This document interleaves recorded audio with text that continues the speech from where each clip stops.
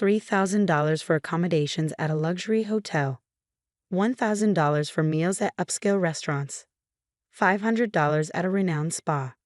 What on earth is this? I happened to glance at the credit card statement, something my husband usually handles. A series of charges caught my eye, each more shocking than the last. Even more unsettling, all these extravagant reservations were made for the same dates. Those were the days when my husband, who serves on the PTA at our daughter's middle school, was supposed to attend a board retreat. Even though I'm not well versed in these things, I know exactly what this means. To support me in my demanding job, my husband chose to be a stay-at-home dad. Thanks to his dedication to our family, I've been able to focus on my career without worry. I've always been grateful to him, thinking he was too good to be true, but now I fear his intentions might not have been so pure. Carefully, I slip something into his wallet. Then, I make a call to someone. In a week, he'll likely leave with high spirits. I hope this will be an unforgettable memory for him. My name is Maggie, and I'm a nurse at a university hospital. My days are so busy that I sometimes lose track of time, blending days and nights together. The reason I can keep up with this hectic schedule is my beloved husband, Glenn. I love my job and take pride in it, but the thought of choosing between my marriage and my career has brought me to tears more than once. Glenn respected my determination and chose to become a full-time stay-at-home dad to support our family. He's always encouraged me to give my all at work, never minding the curious glances from other mothers. He even served on the PTA board at our daughter Sasha's middle school. As the breadwinner, I've worked hard to provide for my family. Then, one day, I received a call from the credit card company. I had recently changed the debit account for convenience, but the funds hadn't been deposited in time, leading to an overdraft. Darn it, I muttered as I hurried to check the credit card statement so I could make the transfer. I hadn't looked at the statement in years, trusting Glenn to handle it. I realized just how careless I'd been. My heart nearly stopped when I saw the charges on my phone screen. The total amount was outrageous, and I couldn't recall making any of those purchases. Panicking, I decided to review the details. There I found a long list of transactions I had no memory of: designer boutiques, famous perfumes, a luxury watch brand. I liked those brands, but I hadn't bought anything from them recently. For a moment, I wondered if Glenn, who had a family card, was planning to surprise me, but I hadn't received anything. What's more, all these purchases were made on Wednesdays, the day I work the night shift, and Glenn has his board meeting. What's going on? I resolved to confront him as soon as I got home. I hurried home, anxiety tightening my chest. Just as I was about to reach my front door, a voice called out to me. "Hi, Maggie. Long time no see. Heading home from work?" It was Tara, one of the few PTA moms I knew from school. She was always friendly, and I had run into her just before I could slip inside. "Hey, long time. Thanks for always helping Glenn out with PTA stuff," I said, trying to sound casual. "I hope he's not giving you too much trouble."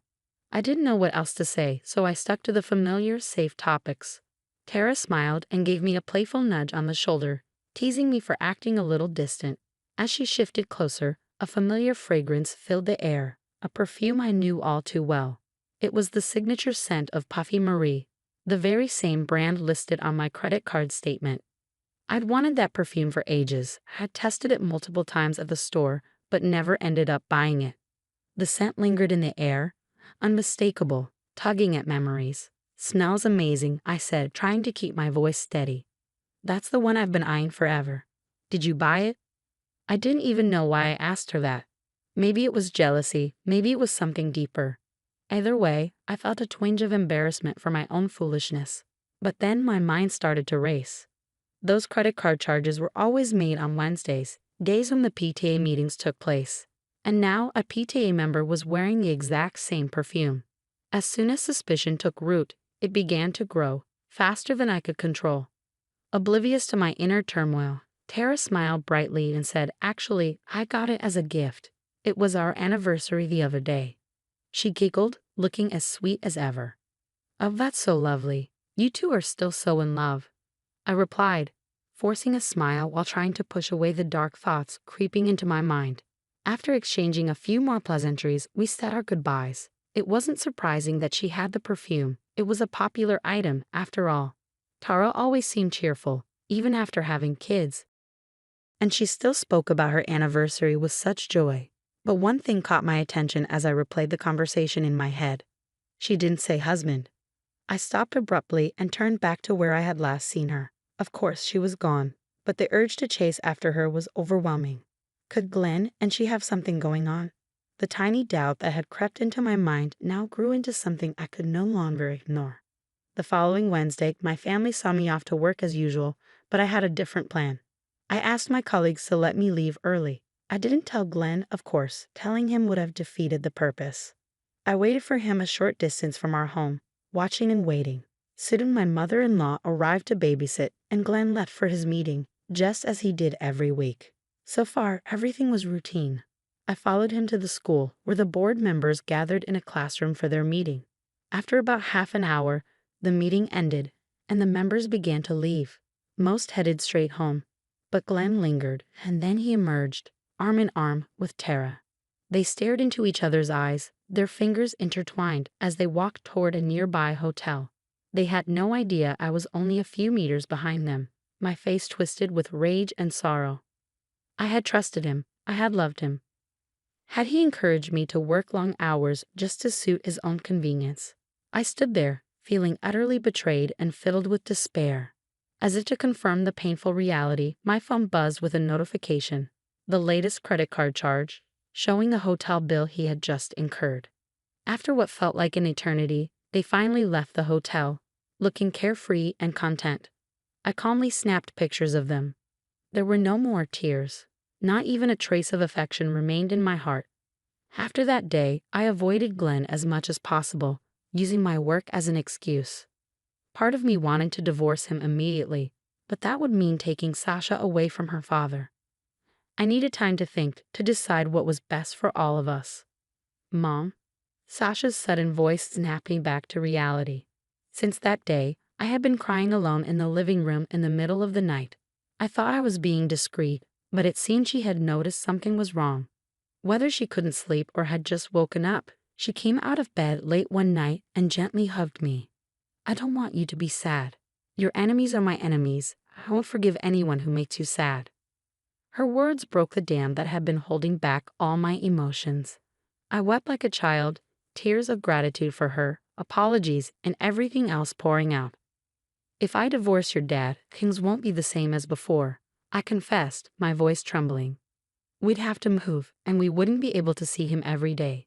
You might even have to change schools and leave your friends behind. I let all my worries spill out, one after another. But she interrupted me, her voice steady and sure. I still want to be with you, Mom. I want to be a nurse like you. I'll be fine, so please, do what you need to do. She held my hands tightly. Thank you, sweetheart, I whispered, feeling a new strength well up inside me. Encouraged by her words, I decided to act on my plan.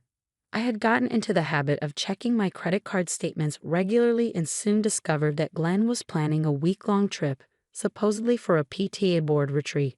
In the past, I would have signed off without a second thought, but common sense told me it was unthinkable for parents with children to be away from home for a week at the same time. Even if it were to happen, the destination and type of hotel Glenn had booked were far from the norm. He had underestimated me, assuming I wouldn't find out, but his attempts to hide the evidence were becoming increasingly difficult. I had gathered more than just the list of credit card transactions. I had detailed records of the courses at a chic restaurant, the confirmation of the hotel booking, and even a request for a surprise cake. I had been so grateful to him for quitting his job and becoming a stay-at-home dad.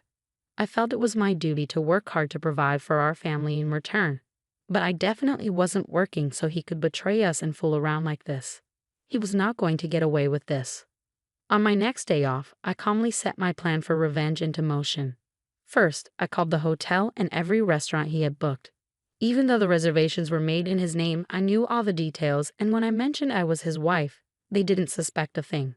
Later that night, I took his wallet, which he had left in the living room, and pulled out his credit card. Before we got married, he only carried cash and had never made his own card, aside from the family one we shared. If his only card went missing, he wouldn't immediately think something was wrong, so I replaced it with an expired card I found. It had been renewed about 6 months ago, but I'd been too lazy to dispose of it. I almost laughed at how my own laziness had worked in my favor. The expired card looked identical to the new one, but of course it wouldn't work. If he tried to use it, he quickly realized something was off. But that would only happen once he was far from home. I'm leaving now. Got a lot of discussions to make the school better. Sasha, take good care of your mom. Okay. Glenn left the house smiling, completely unaware of what was coming. Sasha and I saw him off with matching smiles, though mine held a secret. I could have confronted him right then, but strangely, I felt a deep sense of peace, knowing this was the last time I'd see him. Well, let's get started, I said calmly. Yes, Sasha replied. The moment Glenn was out of sight, our smiles vanished, and we rushed to pack our belongings. The movers arrived shortly after, and thanks to their efficiency, we settled into our new home in no time. Excuse me, where should we place these? One of the movers asked, pointing to a stack of boxes. Oh, don't worry about those. Just leave them there, I said. The boxes, filled with Glenn's belongings, were all that remained of him in our lives. I handed them over to another mover who came to pick them up. There was nothing left in the house after that. In the living room, once filled with memories, I left a pile of credit card statements and the photos I had taken of him and Tara. Beside them, I placed my wedding ring, now meaningless, and the dreaded divorce papers. My phone buzzed with missed calls, every single one from Glenn. He must have noticed something was wrong during his trip. Too bad for him. I sent him a text, calmly explaining that I had been unable to respond due to several emergency operations. I glanced at my vibrating phone in the taxi and quickly shoved it to the bottom of my bag. By the time his frantic calls had stopped, my call history was filled with his desperate attempts, almost 100 of them. Sasha and I couldn't help but giggle at the sight. Oh right, I should probably make one last call, I said smirking. Yeah, that's a good idea, Sasha agreed. We dialed the number. Later that day. What's going on here? Maggie? Sasha? Anybody home? Glenn returned from his week-long affair, brimming with confidence only to be met with an empty house. His face turned ashen as he saw what I'd left behind. Credit card statements, divorce papers, and a photo of him and Tara. He tried calling me repeatedly, but of course I didn't answer. I blocked him. Then his phone rang. An unknown number. Desperate, he answered, hoping it was me. Hello? What the hell have you done? I was asked to pay for all the bookings I'd already prepaid online, and now my credit card is expired. Do you have any idea how humiliated I was? This is nothing but harassment. Did you have to borrow money from everyone, Glenn? If you borrowed $5,000 from each of them, that's quite a sum. Did you go overseas? I hope Tara didn't give you too much trouble, came the cold, commanding voice from the other end.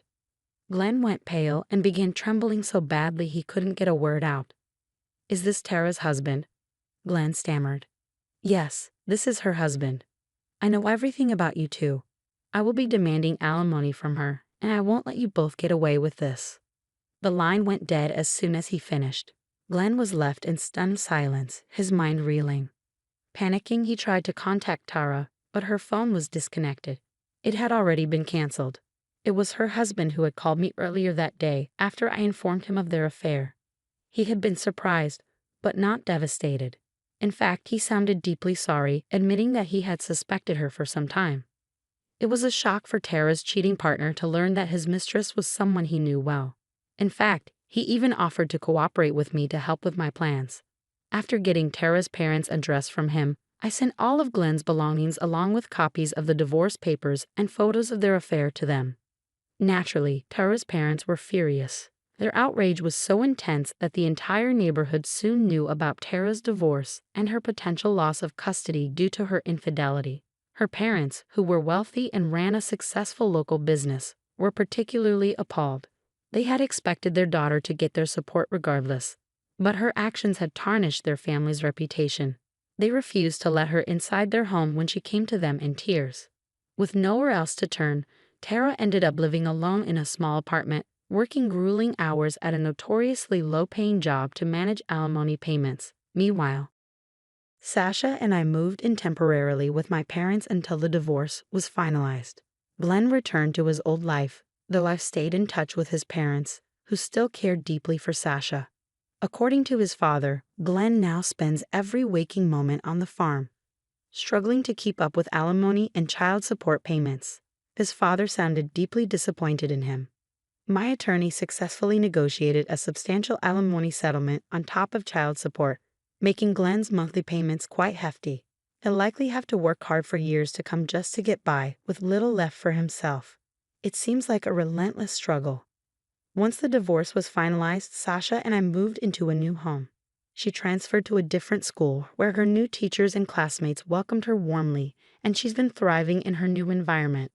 With Glenn now a part of the past, I handle the housework myself. Balancing work and home is more challenging than I had anticipated, but I find it preferable to living with deceit and betrayal. I feel rejuvenated and free from the negativity that once clouded my life. I'm more determined than ever to find happiness and put my full effort into everything I do.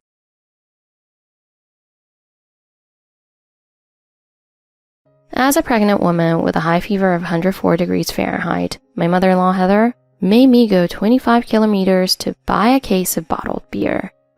And don't be late for the family gathering, got it? Days later, I told the pale-faced Heather he's not coming back. I turned 30 this year. I graduated from nursing school and started working as a nurse.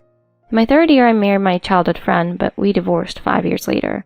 The reason was his repeated infidelity. My ex-husband's family was wealthy, and his father was a prominent figure in town. They insisted on keeping the shameful fact of divorce due to their son's infidelity a secret. And due to their wishes, I received an unusually large alimony for such a short marriage. I was deeply depressed when I found out about his affair, but after the divorce, every day felt light and free. After the divorce, I decided to refresh myself and quit my job as a nurse. Though not every month, I often traveled abroad. One day, as I was enjoying a luxurious flight in first class, 2 hours away from my destination, there was an announcement. A passenger had fallen ill, and they were looking for a doctor or nurse. I could have pretended not to hear it, but I knew it would weigh on me later, so I spoke to the flight attendant nearby.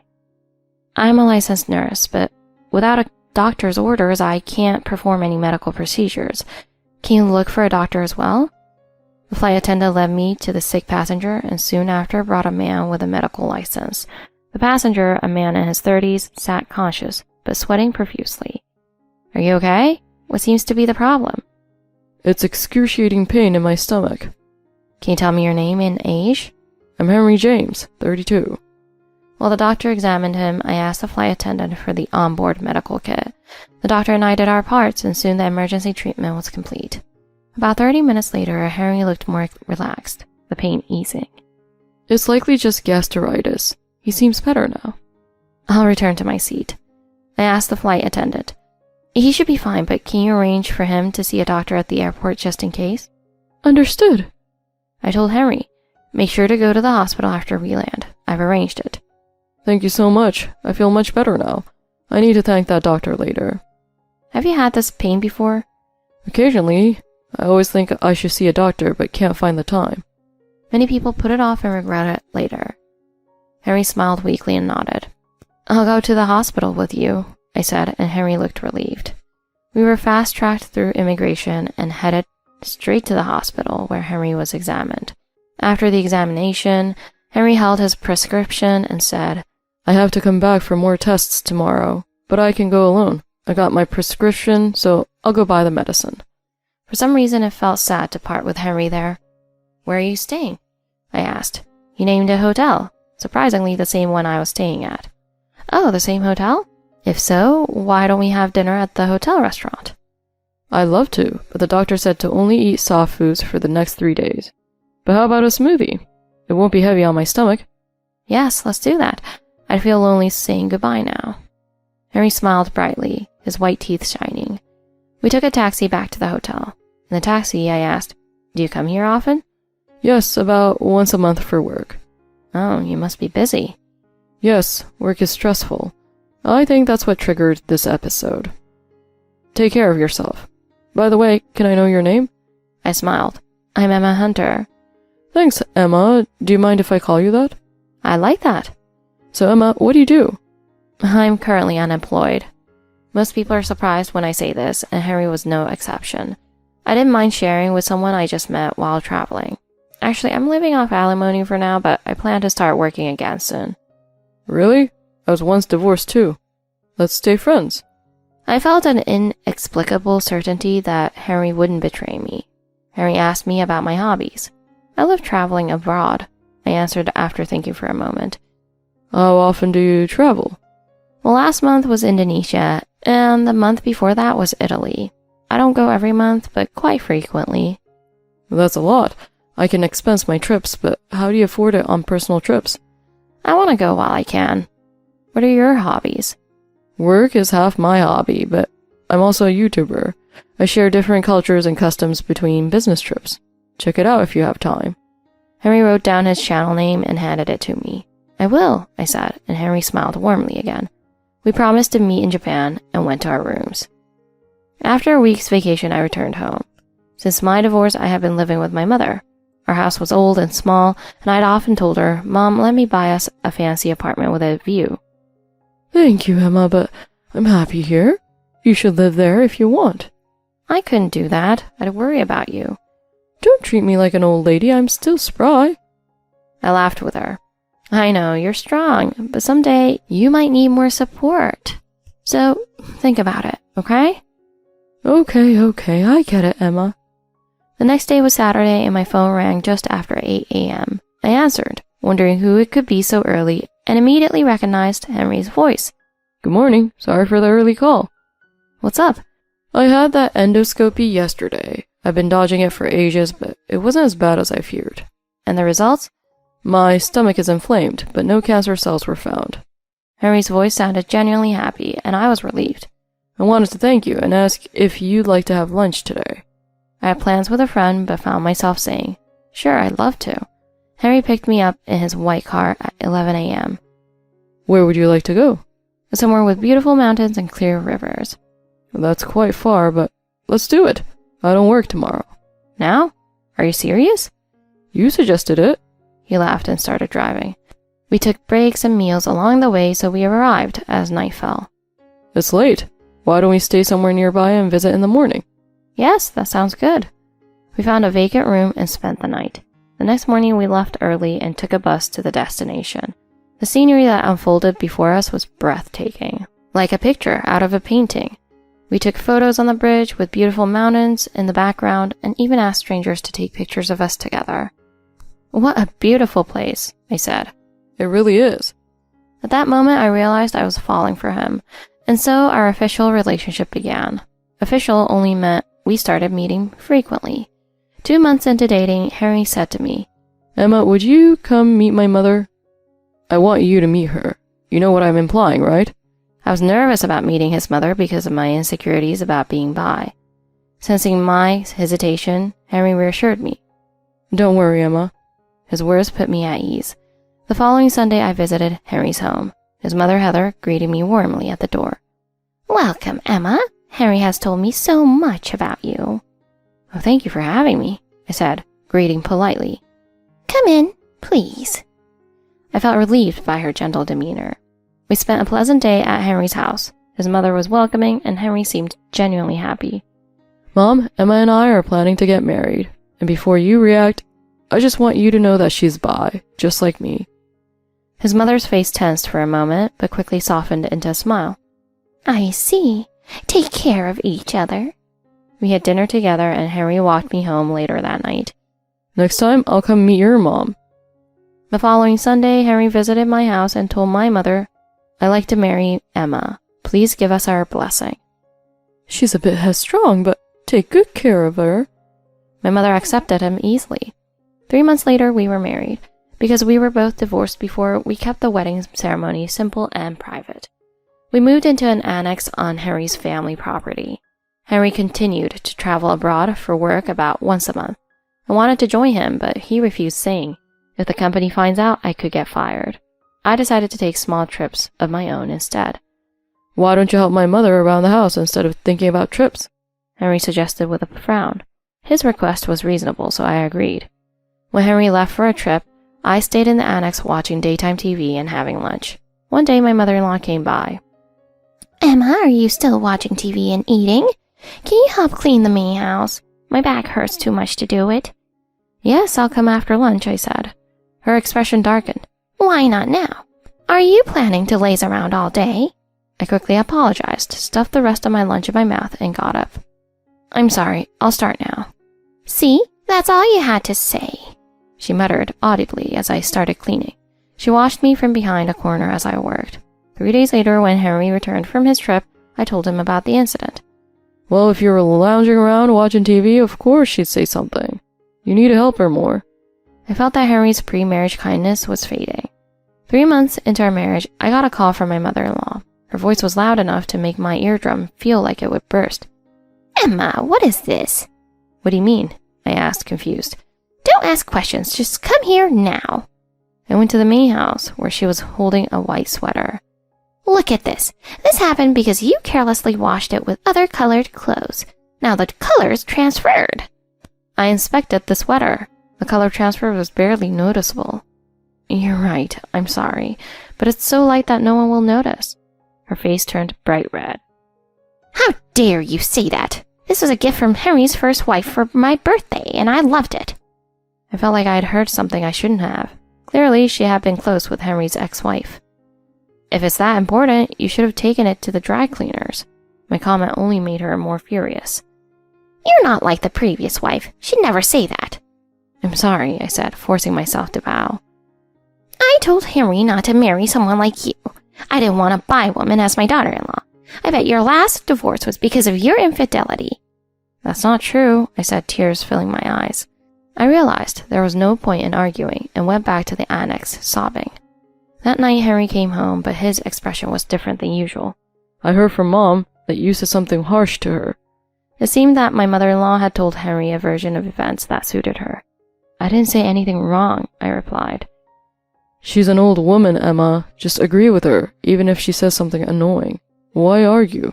But she said she preferred your ex-wife. Henry's face changed momentarily, but he still defended his mother. Just don't argue with her, okay? I stayed silent, unable to say anything more.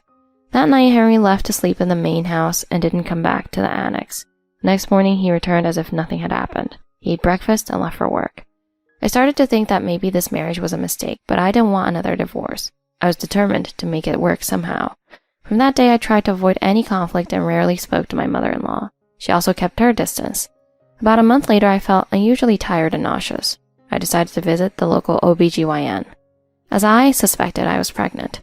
I thought maybe telling Henry about the pregnancy would bring back the caring side of him.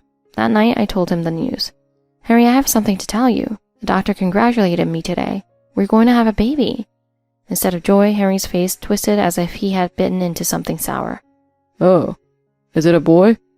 It's too early to know that, Henry muttered like someone from an old era who only wanted a son. And this child is definitely mine, right? I was stunned by his doubt and started to cry. Henry didn't offer comfort and said coldly, I like a DNA test done just to be sure. Why? Is that what you really think of me? You know I haven't traveled abroad since we got married. Tears flowed uncontrollably as I realized how unwelcome our child was to him. I felt crushed both by Henry's lack of trust and the constant tension with my mother-in-law. I started thinking seriously about divorce again. I quietly prepared a filled-out divorce application just in case. August came, and with it, the holidays. This was when Henry's mother's relatives came to visit, and I was expected to help with all the preparations. Heather was relentless in giving me chores, especially during these few days. On the day of the family gathering, I felt terribly ill and dizzy. I checked my temperature. It was 104 degrees Fahrenheit. I managed to do some cleaning, laundry, and food prep, but my body was too weak to keep going. Heather, may I rest in the annex for a while? I have 104 degrees Fahrenheit fever. She glared at me. You're sick because you don't take care of yourself. Rest if you must, but come back when the guests arrive. I nodded weakly and collapsed onto my bed, falling asleep instantly. Soon I was woken by her yelling right by my ear. How long do you plan on sleeping, you lazy daughter-in-law? I stumbled after her to the main house. Some of the relatives had already arrived and were drinking beer. Trying to keep my balance, I greeted them, but Heather barked at me again. Emma, go buy a case of bottled beer. The 55-pound one. One of the relatives noticed I was swaying and offered to help. I haven't started drinking yet. I can go get it. It's heavy for a woman, especially someone who looks unwell. Pouring him a drink, she laughed.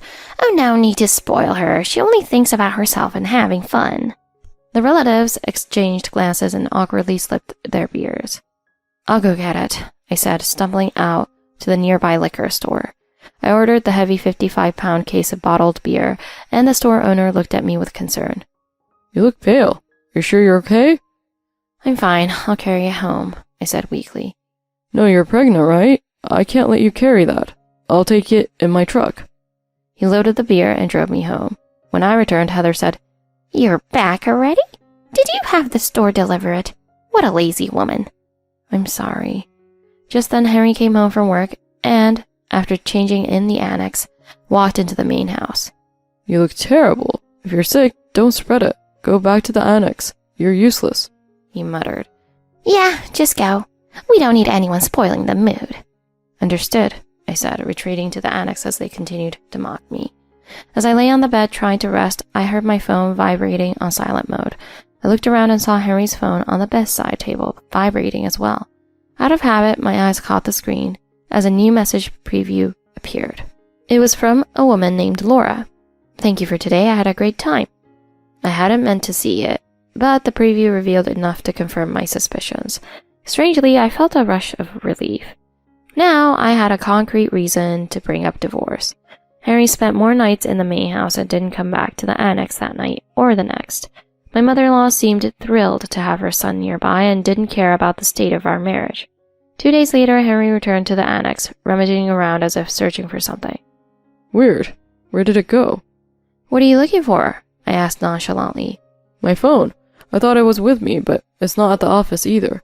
It's right here, I said calmly, holding up his phone along with the divorce papers. Henry's expression turned from confusion to shock as he noticed the papers. What's that? A divorce paper? Yes, I wasn't planning to become a single mother, but here we are. His eyes darted between the phone and the papers. Wait, did you read my messages? No, but the preview showed enough. Who? It's Laura. Henry hesitated, then stammered. You had no right to look at my phone. I didn't mean to see it. You left it out, and I just picked it up. So who is she? Henry fell silent, unable to answer. I'm done, Henry. I'll be taking the alimony and child support, or we can do this another way. Wait, no. I can't afford to pay anymore. I'm still paying alimony to my ex-wife. Please, no child support. Then have Laura help you pay, I said half sarcastically. I can't ask her. She doesn't know I'm married. I took a breath and proposed. If you agree to sell this property and give me the proceeds, I'll waive the alimony and support. Henry's face went pale. Wait, this house and land belongs to my mother. We can't sell it. Then go ask her to help. If not, I'll be involving a lawyer and you'll pay what you owe. Henry looked defeated. If we sell this house, where will we live? That's not my problem. You said you couldn't pay. This is your choice. My determination was clear. I knew the blame lay with both Henry and his mother, so I didn't mind taking from either. The next morning, Henry was gone. On the bedside table, I found the divorce papers with his signature and a hastily scrawled note.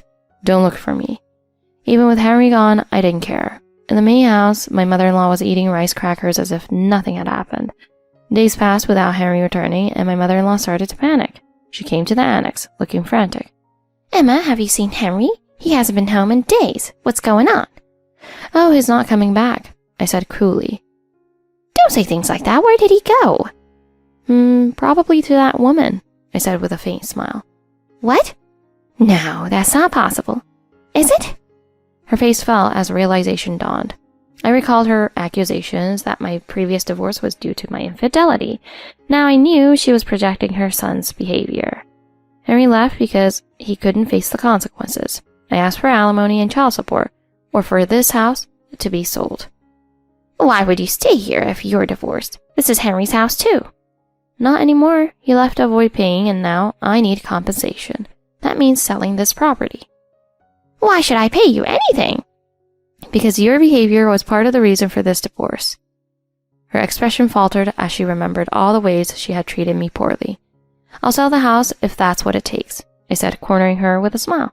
It's for Henry, after all. Reluctantly, she handed over the title deed.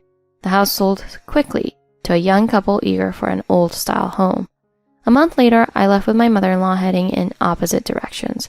She walked away dejected, while I felt immense relief. On my way to file the divorce papers, I felt free for the first time. After leaving the annex, I stayed at my parents' house and relaxed for a while. I started looking for a barrier-free apartment, thinking of my future with the baby. You're still talking about that apartment, huh? I thought you wanted a fancy one. I did, but I need to think realistically. A baby changes everything. Besides, a luxury apartment would mean no more international trips. We laughed as I rubbed my growing belly. Let's find a practical place where we can all live comfortably, I said. You just want me to help with childcare, don't you? She teased. You got me. We talked about traveling together once the baby was a bit older. A few months later, I heard unexpected news from the liquor store owner who once helped me. Hey, your ex-husband's in rough shape. I saw him living in an old wooden apartment now. Quite a fall from that big house. He explained that Henry's company had faced financial difficulties due to global events, and his misconduct was discovered. Henry had faked receipts for expenses during his international trips. He was fired, had to pay restitution, and still owed alimony to his first wife. He's back with his mom, but that woman he was seeing? Gone. No one's heard of her. I chuckled, remembering Henry's words the night I had a fever. Life had come full circle. Funny how things turn out, isn't it? I said, laughing with the store owner.